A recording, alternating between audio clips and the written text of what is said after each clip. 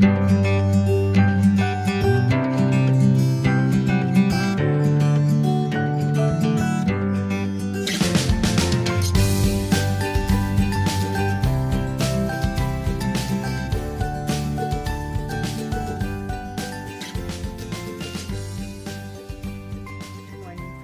welcome back to the channel. This is Project Life 2025. Today I am working on week 9 and I pulled all of these little chipboard stickers from the dollar store off their backing, and I also took a couple of layers off like I did with my last set of these, and I pre-selected a few to go on here. Grabbed some stickers, just like little word stickers. These I found in my drawer, and I thought I haven't used these in years, so maybe I'll find a use for them here. A couple of labels, my citrus twist stamp for my week.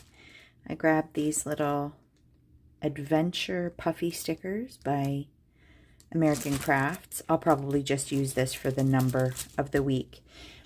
And I grabbed my inks. These I only have a few distress inks, but I didn't want to use black ink on this card. I wanted to use a little bit of brown to try to tie it all together. So I don't use these very often, so this could be a very dry ink. If that's the case, then I'll grab my distress oxides and just see if I can make it work. All right, I will put you on fast forward while I finish this one up. So I'm pulling these this layout together from a little kit that I had put on the back of that chipboard sticker sheet, and it was all basically blue and gray, so that made this layout very easy to do. That little piece of grid paper that I put across this card is just from my scrap bin. I think it was from an old piece of packaging, maybe. So I'm just sticking down these little chipboard stickers, and I was right, my ink was a little bit dry, but I didn't end up going for my distress oxides. I just I tested here first just to see how bad it is, and it's actually not crazy bad. It matches kind of the brown that I was hoping for. The thing I notice about distress oxides, and it's probably my technique, but I find that when I use them for stamping things, especially when it's words, it almost looks like the words are bleeding out around the edges of the letters. So let me know in the comments down below if you use distress oxides and if you're having the same challenge as I am. It could also be the paper I'm using, honestly. But my bet is it's probably my technique. I'm a stamp rocker. I do it every time. Which is actually why I bought my stamp platform, which I probably should have used here, but I'm not, so. I put the 9 down, and it was like a little underwhelming, so then I grabbed the pound symbol to put in front of the 9, just to make it a little bit more substantial. And these wood grain stickers are ones that I got at Michael's. I think they were like 5 packages or 3 packages for like $3. They were really cheap, and they were in the clearance bin, so I grabbed them. Because who doesn't love a good wood grain anything, really? So I'm just using one of my DIY Cricut labels. I think I'm going to make a few more of these, and maybe in different sizes. It might be kind of neat to make them so that they would stretch across an entire 4x6 card. Now that I see that grid line there, it looks really nice. I like how simple and clean that card ended up being. I let the pattern of the paper kind of be the star. So I'm just gonna, this card. I printed this off from my Project Life app, and so it's on like photo paper, and then I used my circle punch and cut the center out.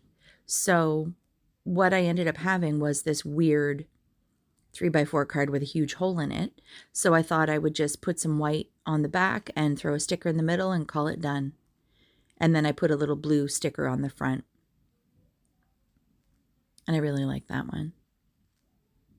There wasn't a lot going on in our lives this particular week, so I had to kind of scramble to find some photos.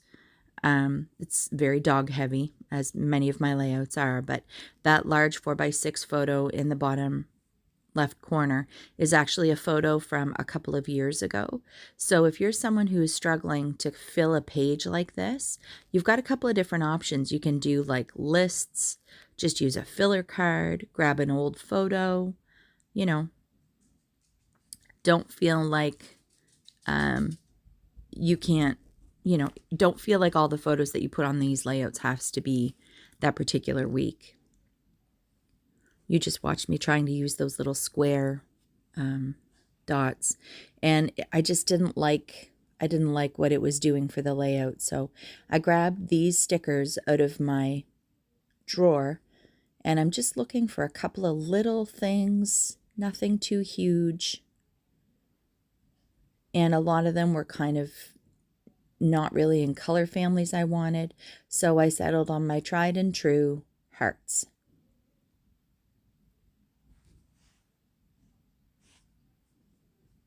I love these hearts.